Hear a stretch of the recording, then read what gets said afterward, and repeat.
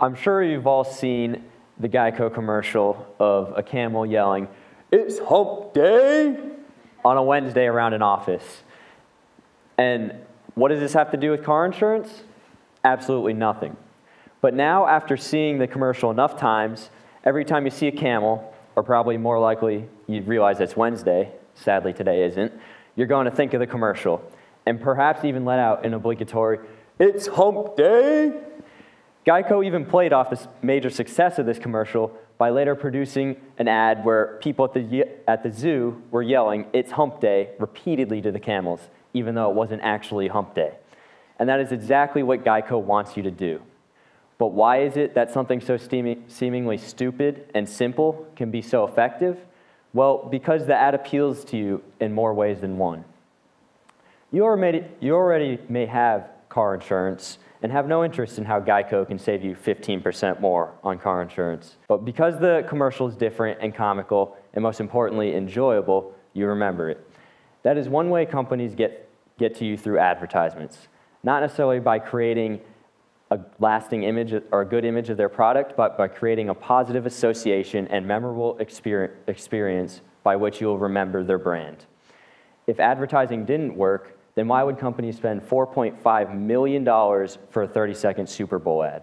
That's $150,000 per second.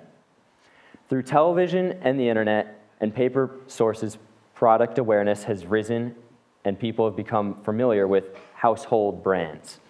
Advertising products has changed greatly in the past few years due to innovations in technology and practice methods by marketers. Branding has become a huge part of the way advertising has changed over the past 10 years. It used to be whatever was the most comfortable clothes, the lightest shoes, or the best working phone was the most bought product. But now products are bought by brands with the most popularity, brands that bombard their customers with the most advertisements. The current trend is that as technology improves, the amount of ads you are exposed to has increased exponentially. As we continue to discover new ways to spread information and communicate, how much of our lives will advertising take up?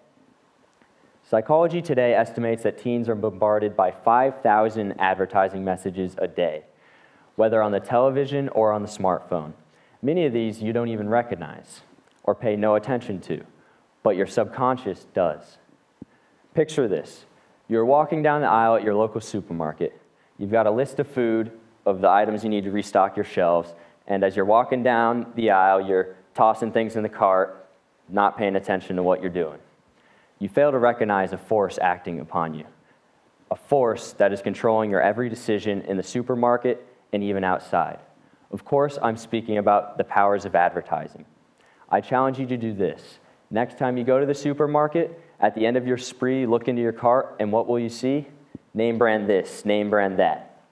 And I would bet you that you'd use the same brands again and again.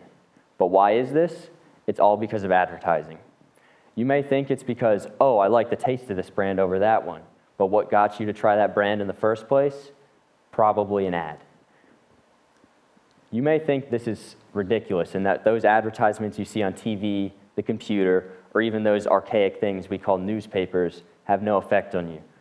But in reality, you couldn't be more wrong. In fact, people that think this may be even more likely to succumb to the powers of advertising. While you mindlessly watch TV and only half watch the commercials, they have a more lasting effect on you than you may think. Generally speaking, it's not the commercials themselves that make you want to go out and buy the product they're plugging for, but the ideas and feelings that they pitch that have a lasting impression, almost like a form of subliminal messaging. Every time you go out to the store and are walking down the aisle, you immediately recognize a product whose jingle is annoyingly repeating over and over in your head. That is what companies want. Whenever you hear or see something from one of their advertisements, you immediately think of their product. Take, for instance, the camels. I'm here to talk to you about how and why marketing advertisements rule the world. I'll start with asking a question. Coke or Pepsi? Many of you will probably be like, oh, Coke is much better. The other half will probably be like, are you kidding? Pepsi's clearly the better one. But what I'm asking isn't which one is actually better. I'm asking, is there a real difference between Coke and Pepsi? There have been numerous studies on whether people can taste the difference between Coke and Pepsi, and for the most part, the general public cannot tell the difference. In fact, when compared to other colas, they rate about the same. But why then are Coke and Pepsi some of the most popular drinks in the world? The question can be answered in just one simple word: advertising. These two soft drink giants spend a combined $5 billion on advertising. Think about that for a moment. That's more than some countries' GDPs. Why do they do this? Because they know it works. And now to the more relevant part. Starting after World War II, the United States was hit with a consumer revolution. A large recipient of these goods were children. With cheaper toys more readily available, kids had more toys than ever. The more toys and products kids were able to buy, the more they pestered their parents into buying them more. Today's kids' consumer power has ballooned to become one of the largest market shares companies can target. In 2012, the fast food industry spent $4.6 billion to advertise mostly unhealthy products to children and teens. This is according to a new report by the Yale-Rudd Center for Food Policy and Obesity. Gotta catch 'em all, the famous line for Pokemon, one of the most popular brands of the 21st century. Pokemon is an entire brand marketed towards children, and it all starts with their catchy slogan, making kids want to collect them all. Companies and large corporations realize kids have little restraint and can persuade their parents to buy them almost anything, including endless trading cards, because after all, Mom, I just need to catch them all. In the YTV 2008 study on kidfluence, it shows that kids really do have a large impact on many family decisions.